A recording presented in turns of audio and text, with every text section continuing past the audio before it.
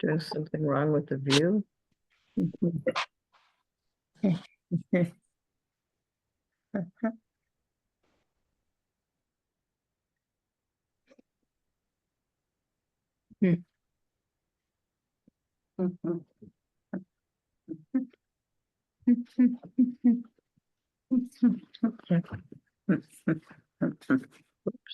Mary, have we got most people in?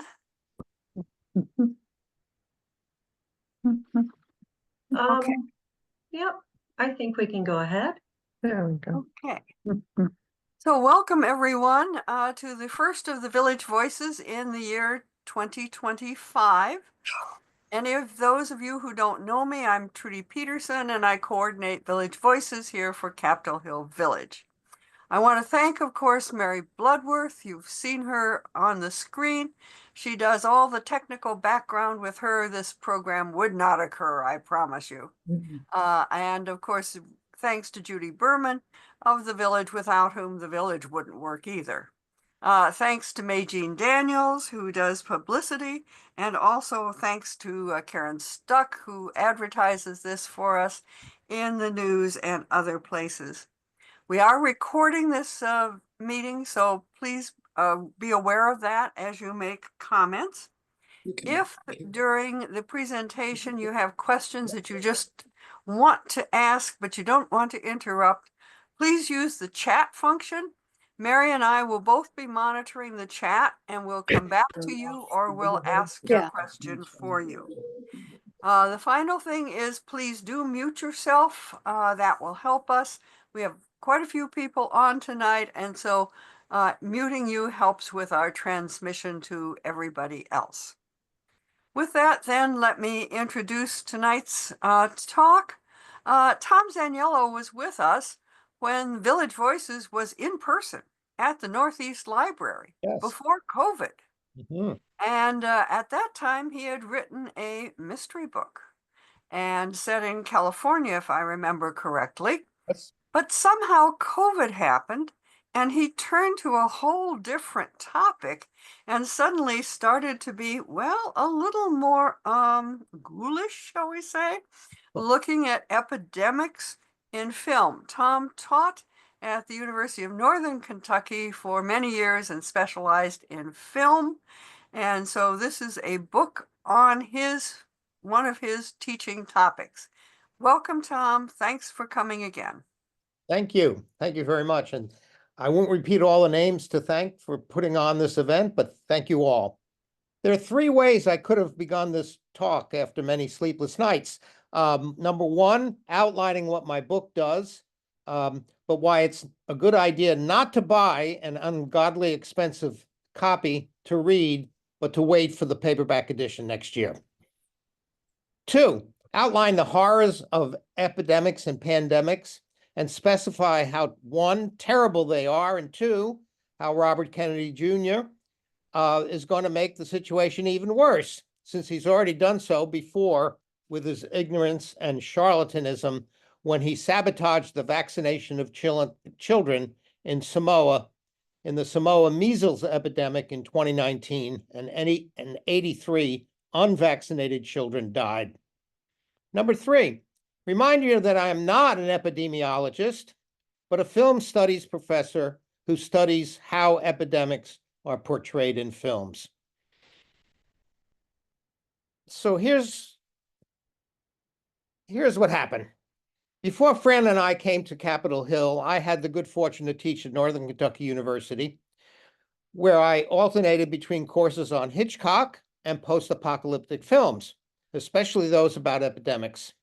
I also commuted to DC to teach films about working class history and unionization at the AFL-CIO College, then affiliated with Antioch University. In Kentucky, we lived 3 miles from the site of the terrible Beverly Hills Supper Club fire of 1977, when 165 people died in the seventh deadliest nightclub fire in history, and the negligent owners of the club got away scot-free. I taught courses about that catastrophe too, in which survivors, first responders, lawyers, and public officials took turns explaining or explaining away what happened. It took 45 years before the site of the fire overlooking Cincinnati became a development of new homes with a memorial to the victims. I detail my background as a teacher and writer by way of explaining how I came to pursue a book, how to publish a book about 300 films about epidemics. Title, Epidemic Films to Die For, a chronicle of the COVID-19 plague years. This is the culmination of a quixotic project I began when it was clear early on in 2020 that we were all going to spend a lot of time at home. What better way to do that, I thought, than to watch an epidemic film or episode from an epidemic series almost every day, which what turned out to be 3 years. I thought of launching a new union for film writers, Troglodyte United. I had included epidemics and similar catastrophes in film studies and labor courses for many years for a number of overlapping reasons, not the least of which is that both NKU and the National Labor College were substantially working-class universities. Any catastrophe, epidemic or otherwise, impacts two classes of workers especially, first responders and medical workers, obviously, since they are always on the front lines, but also in many cases, industrial workers, miners, rural folk, farmers, and in general, workers of color and cross-border origins. In my analysis, there are two classes of epidemics, pathogenic and non-pathogenic. The former are caused by living agents and viruses, the latter by non-living agents or causes. Most of us, if not all of us, understand the following as causes of epidemics: bacteria, viruses, parasites, fungus. But there are three lesser-known biological agents: prions, which is the origin of mad cow disease, bacteriophages that have been used to kill bacteria before antibiotics were invented. The cover of my book shows a wonderful-looking bacteriophage, which resembles the Martians in H.G. Wells' novel War of the Worlds. However, no one has heard of them very much, and I think it's because their biggest proponent was Stalin and the Soviet Union. I call this the Stalin problem. Another source of fascinating films about epidemics is what's called HGT, horizontal gene transfer. It's when two different species that you wouldn't expect have their chromosomes transferred to each other, and the result is a new species. But many researchers, and certainly politicized cohorts and public health activists, also regard the following non-living agents as the causes of non-pathogenic epidemics: extreme heat, radioactivity, environmental toxins, fossil fuels, addictive drugs, especially Oxycontin,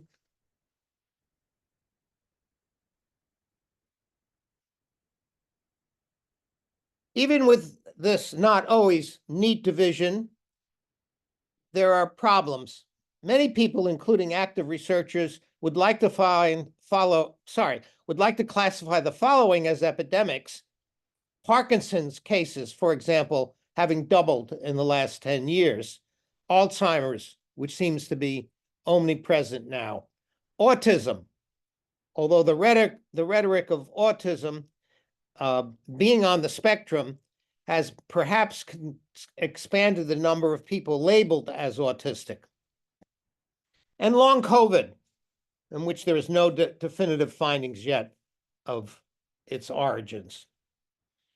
To bring some order into this madness of plagues, I had to answer a couple of questions.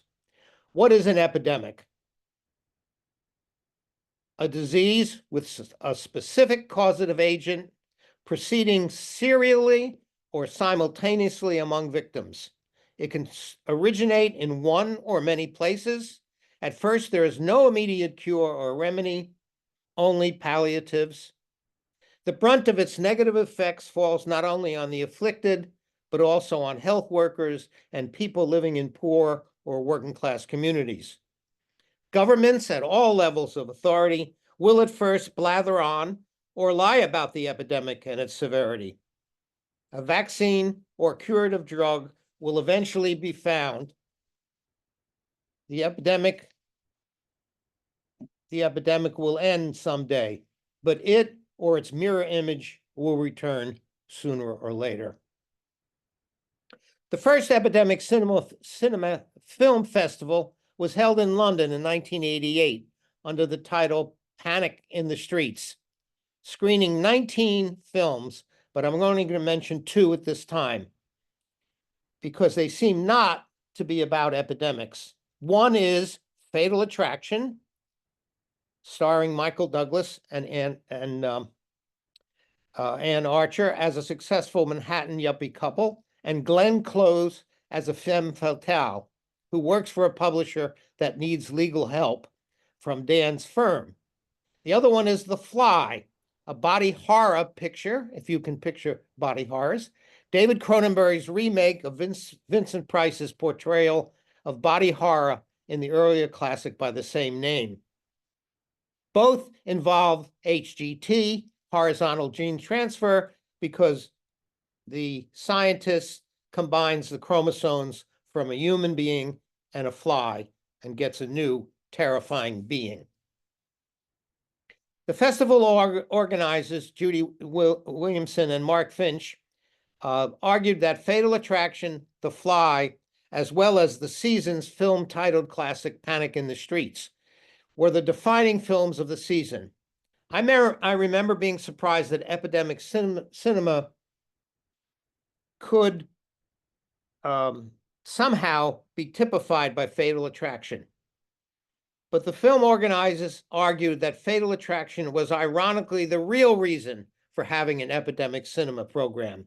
She argued that the AIDS epidemic had so little effect on Hollywood films, since the latter always generated sex scenes without condoms, by bypassing the already current knowledge that unsafe sex was a means of affliction with potentially lethal results. For her, the film was a landmark of reactionary cinema in the 1980s, certainly in big part because of contemporary fears about sex and death in the AIDS epidemic. Her review of it in the New Statesman galvanized film programmer Mark Finch into proposing a season that would bring together films both directly and obliquely with disease and infection, a project designed to bear on the cultural as well as social and medical dimensions of AIDS. Well, after that, perhaps longish disquisition on the origins of epidemic films, let me go right to my list of the 22 best films, in my opinion, because I find that when this discussion begins with anybody, they say, well, really, what should we watch? Which is the best one to watch? So here is my list. Number 1, and the band played on. Controversial HIV/AIDS film because it insists on patient zero, one person who started the epidemic. Number 2, Awakenings. Oliver Sacks and his rescue, temporarily, of patients with Parkinsonian symptoms. 3, Bigger Than Life, about cortisone addiction. 4, Children of Men, an imaginary infertility virus begins to close off human race. Number 5, COVID's hidden toll. COVID revealed in detail. 6, Crime of the Century. Excuse me. 6, Crime of the Century. OxyContin and Big Pharma.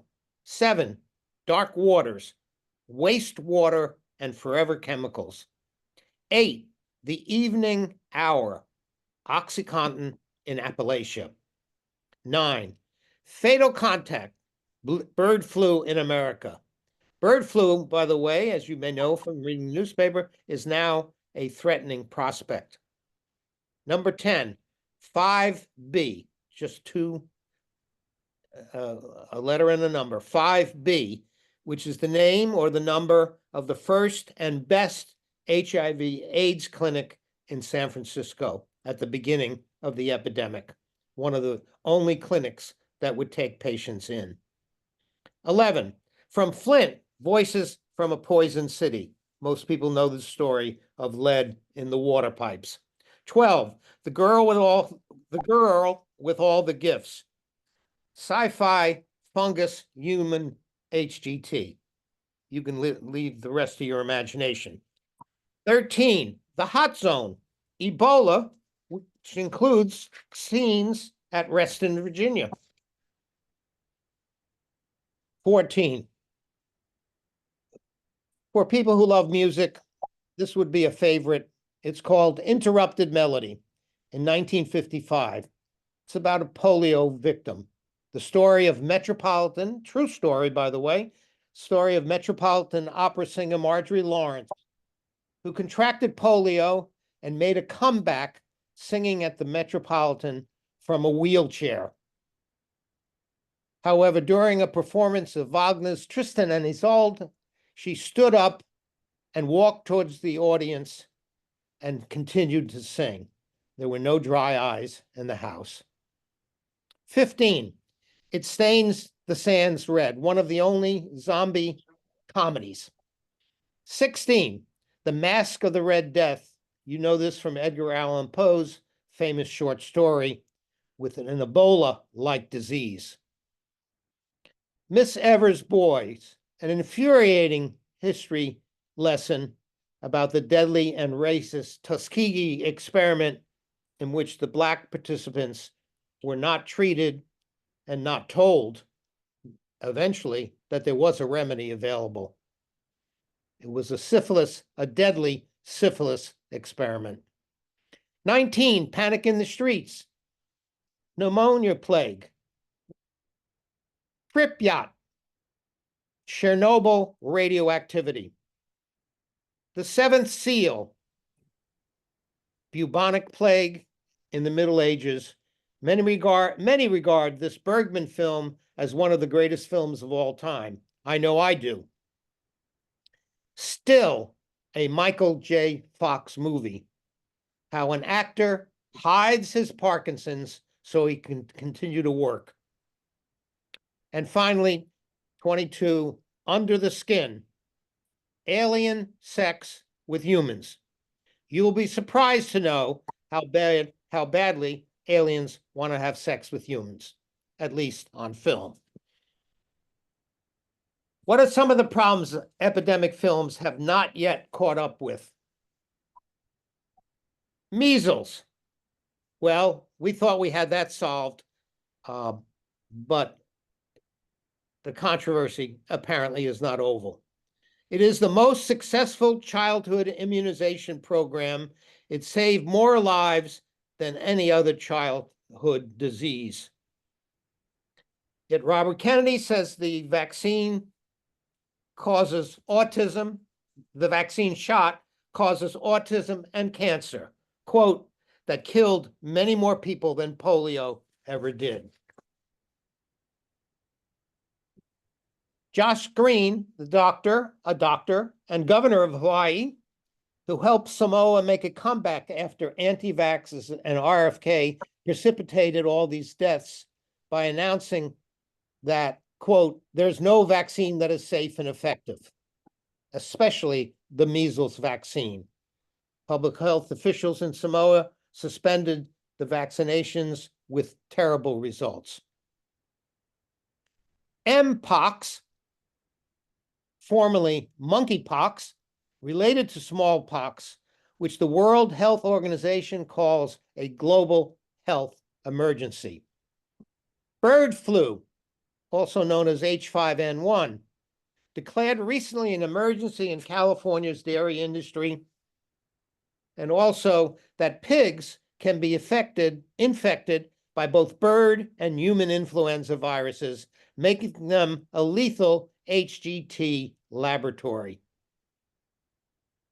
California, of course, has to go ahead with testing of all meat and dairy animals and employees. It has been nicknamed COVID for cows.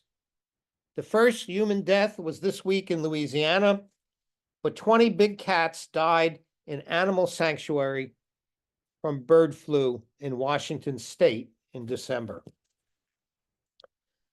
Norovirus, an intestinal illness of which there were 10 to 21 million cases in the USA alone. There's no vaccine, transmitted through feces. By the time I finished my book, opioid addiction began to be widely covered. Opioid payments and deals from big pharma to pharmacy benefit managers and Purdue agents began to encourage the increased use and reliance on the drugs. And all of us now know how terrible that has resulted in an opioid epidemic. A shift to a little something cheerier.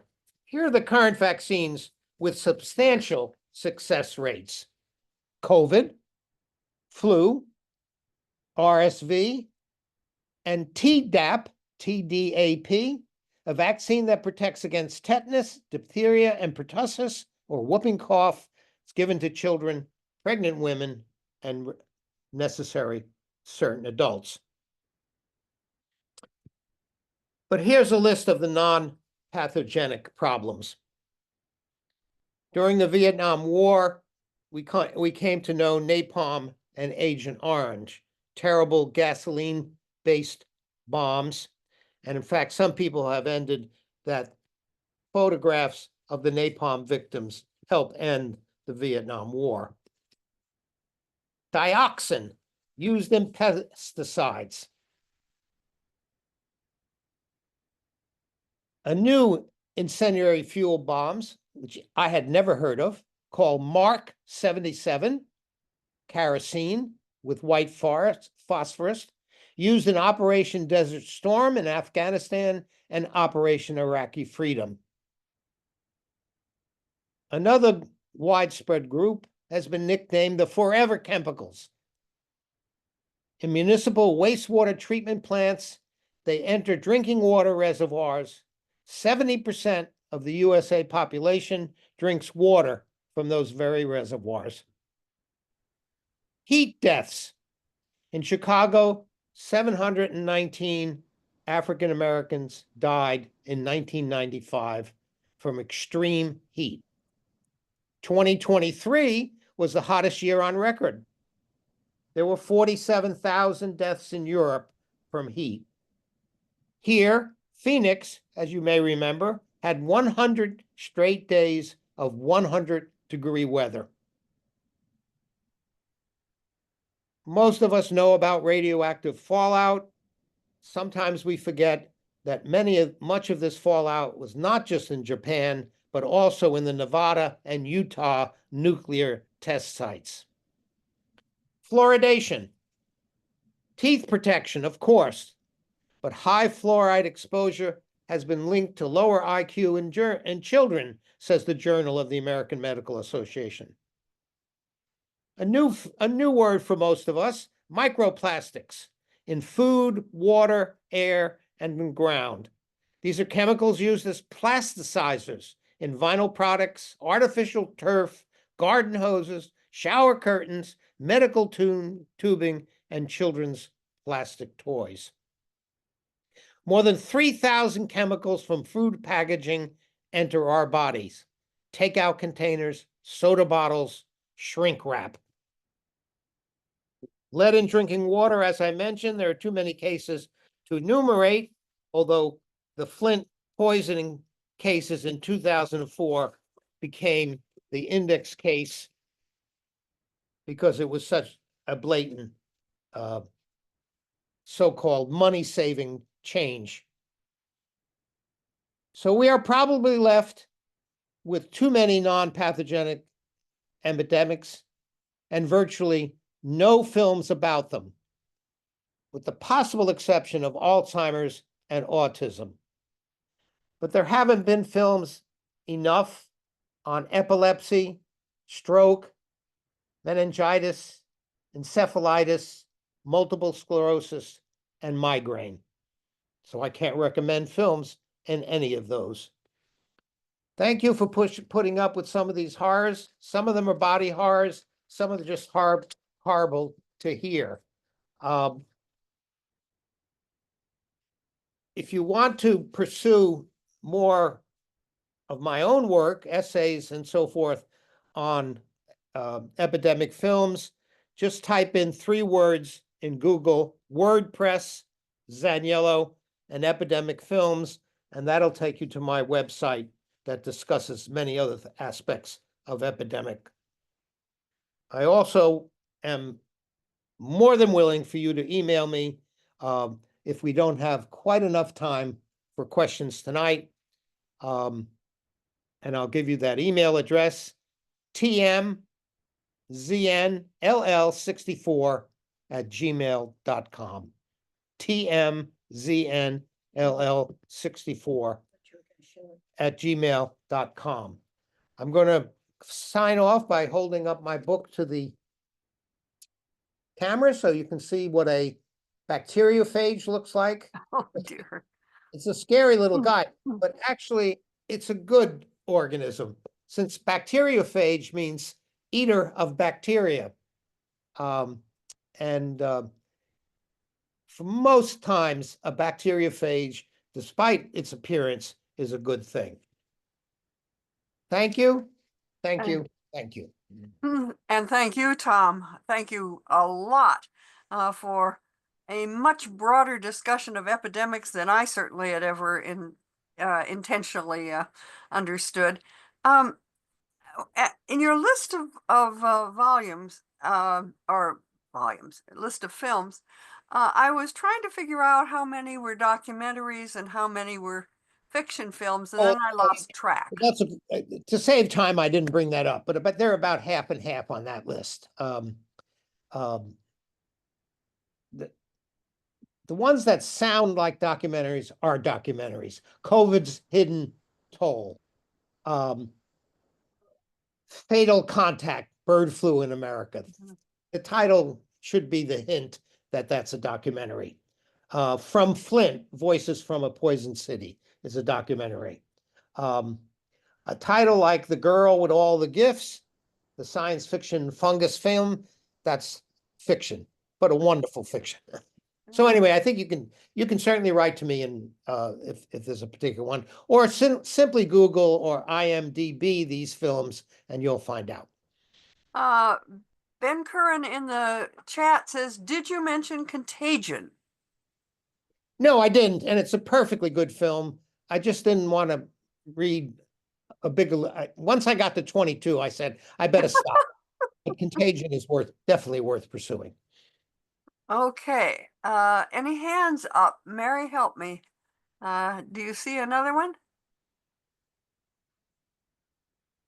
Why do you think some of these contagions, if you will, have not been the subject of either documentaries or fiction films? The primary reason is that no matter how much good research has been done, there are very few definitive answers, especially to autism, Alzheimer's, and some of the others I mentioned. Epidemic films thrive on both fact and fantasy. The fantasy gets people into the theaters. The facts are what hopefully educate them. The reason I don't want to pick on him anymore, the reason why RFK Jr. has been relatively successful in his demagoguery is that there are no clear answers to the origins of autism. There are some certainly good research directions for Alzheimer's and autism, but a definitive virus or organism or bacteria are not going to be found for diseases like this, and that makes the opportunity to create a lot of fog around these diseases. Wendy Blair says, can you remember a British suspense movie about a hotel that hides the existence of a room where there was the Black Death? The visitor finds the room has disappeared and works to discover it. No, but I wish I had. That brings up, It sounds like a few horror films, but yeah, I don't know it in particular. you must have some difficulty separating the real horror films that are really crazy from ones that you think are important. Yeah, there aren't many people who like to see zombie films. I happen to be one of them. So, but I try to limit them to zombie films that uses viruses or epidemics, which are quite a few. And then, of course, there are two. I mentioned one. There are two comic zombie films that people who don't like zombie films should see. I mentioned the one of them. Let's see if I can find, and one of them is called Shaun of the Dead. It's a British film, and it's worth seeing. It's there are humorous zombies in this films. Looks like Mary has found the name of the British suspense movie. Looks like it's called So Long at the Fair. Oh, yes. Okay. Now I know it. Yes. Yes. Hitchcock made a short film based on that film for his TV program. So Long at the Fair belongs to a class of films called The Disappearing Spouse. A member of the family goes off on an errand, comes back to the hotel, and the authorities say, why are you here? You don't have a reservation. And the person says, of course I have a reservation. My husband is here. And they said, well, no, we don't have any record of you or your husband being here. She demands to be shown the apartment or a room that she was in. And sure enough, it has been cleaned and sanitized, and her husband has disappeared. And if you can't guess, the reason is that the Chamber of Commerce and the hotel people do not want to know that an epidemic has broken out, and the person that is missing has been disappeared, has died of the epidemic and sent off to the morgue. Oh, The Disappearing Spouse. Now, So Long at the Fair is also definitely worth seeing. You mentioned that there was, of course, atomic radiation that affected people in Utah and Nevada, as well as Japan. But I'd also point out the Marshall Islands and Yes, yes, I forgot about that. massive, Yes, massive problems there. I've worked a lot in the Marshall Islands, and I can tell you that someone needs to do a good movie about that one. yes, yes. It seems,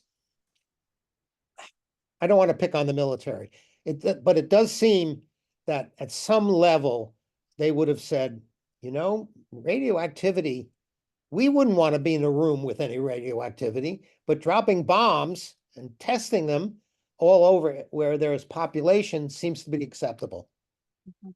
Mhm. Do you think Marshall Islands was worse than, was one of the worst? Absolutely, absolutely. Well, I apologize for missing. Yeah. No, the data is definitive. Mhm.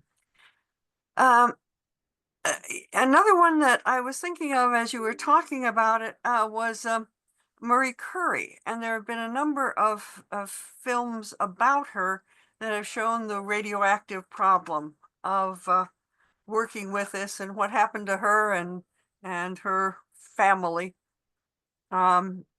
Yes, I'm looking them up. There are a couple of really good ones. Yes, there are.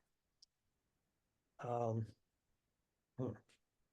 well, Madame Curie is probably the most famous one from 1943. And there are some others, but I don't have them right in front of me. Um, Her story is fascinating for about 5 different reasons, not the least of which is that she was a woman researcher in a field not open to women. She's studying a horrific power that most people didn't know anything about, and she was discovering it. She did a lot of the physical labor, extracting radioactive sources from rocks and stones that were delivered to her laboratory because, of course, nobody else would touch them.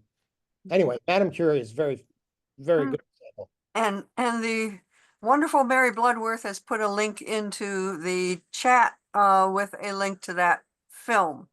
Ben Curran asks, is there a particular library that's many of these films in one area or shelf? And he says, not likely, I guess. No, not likely, I'm sure. Now, with Google, and depending on whether you want to spend any money on Amazon or similar sites, you can pretty much find all of these films. Sometimes it takes a little sleuthing. Sometimes it takes more money than you want to pay, but often you can get free. So when I'm looking, my advice, when I'm looking for a film that seems fairly obscure, I go to two places in particular, Amazon, obviously, but I also go to YouTube because YouTube's immense collection of films are usually free, and they have many, many of the old classic Epidemic films.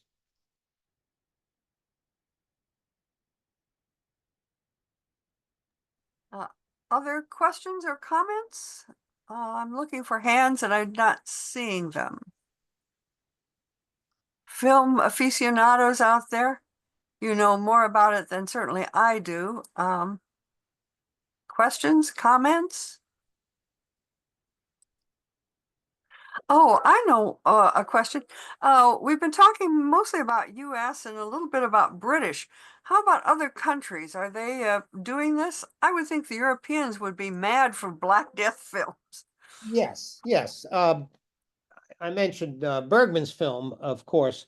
I maybe unconsciously or subconsciously in the list of the 22 best, I emphasized American films because I thought, and a few British, because I thought people would have access to those. But yes, when the day comes and you buy my book in a cheap paperback edition, you'll have 300 films to choose from, many of them from Europe, and quite a few from Japan, North Korea, and China. The COVID films, by the way, is the largest single category in my book. And that's a little bit surprising because COVID has not been around that long. But there are almost 30 films, both documentary and feature films from all over the world that study COVID, that dramatize COVID. So, anyone else? Yeah, I have a question. Okay, good. Bill Cruzy. There was a great book by a French author about an epidemic in, I guess it was Algeria. Yeah, The Plague by Camus. Yes. Was there ever a movie Yes. made of that? Yes, this an excellent film. I'm pretty sure it's French, but I'll just double check quickly. Yes, it's also called The Plague. I know it's French because there's a fair amount of nudity and actresses kissing rats in nightclub acts, which I think can only be possible in a French film. Sorry, France. No, it's an outlandish film, but brilliantly done. And it's closely based on Camus' novel, which is worth reading in itself. Yes, that was some story. Thank you. It is. And thanks for your presentation. Oh, thanks, Bill. Mary Bloodworth says that to get films, you may use Canopy through the DC Public Library to view movies for free. And she put in a link to that service of the public library. I sometimes forget about Canopy because I don't use it that often, but when I do use it, I'm very happy. Canopy will give you free access to the films that it has in its library if you enter, in our case, the simplest one, the DC Public Library card. If you don't have a card, you should. And you can use that Or if you still have your old college ID and it's still functioning, you can use that. They just want to have a library, a university or library contact for the person who's requesting the film, and then it'll be free. And there are quite a few good films on Canoply. Anyone else? Hi, can you hear me? I'm Gail, oh, I'm sorry. Hi. Now I can hear you. We lost you, Gail.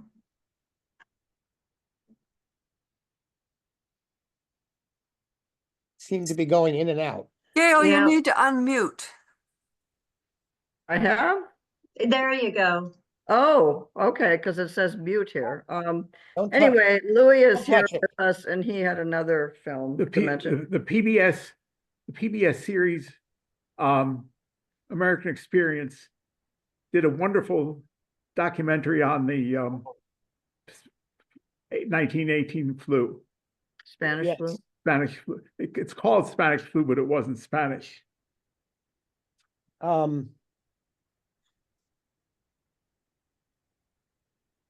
Well, I have two titles, which might be Spanish Flu, The Forgotten Fallen, and We Heard the Bells, The Influenza of 1918. I think one of those is the American Experience film. Yeah, I think you brought it up here on the, I think it's the way, Influenza 1918. Yeah. yeah. That's also a very good film. I think I think the 1918 influenza epidemic is not really well known. There have not been a lot of films about it, which is surprising because it was so catastrophic. Those of you know Oliver Sacks, the great writer who's passed away a couple of years ago. His nonfiction book, Awakenings, and a documentary, a feature film, also called Awakenings, deals with the casualties of the 1918 influenza who contracted encephalitis lethargica, the sleeping sickness. And the film is about Oliver Sacks' treatment of those patients. So that is an insight into one aspect of the influenza of 1918 that most people do not know about. Those patients were all literally frozen from 1918 until Oliver Sacks treated them in the 60s. We have another question There in the, must be a Pale Horse, Pale Rider. I'm sure there is, but I didn't get to it. anyone else? Well, if not, let me thank you, Tom, for a really unusual, really interesting talk. Great to have you. And let me remind everybody that next month in February, on Monday the 10th, we have Louis Bayard, the novelist who lives here on the hill with us. And he wrote in 2002, 2003, a novel called The Pale Blue Eye. And Tom mentioned tonight Edgar Allan Poe, and Edgar Allan Poe features in the mystery Gothic novel. And then almost 20 years later, Netflix picked it up and decided to make a movie out of it. And so we're going to have Louis Bayard talk about the process of turning an older novel into a Netflix movie and what you learn along the way when somebody wants to novelize your work. Is it So the same, is the film the same title as the book? yes, I checked it today. It is available on Netflix, The Pale Blue Eye. And so let me remind you, Monday, the 10th of February. And thank you all for joining us, and see you next month. Thank you. Tom, that was great.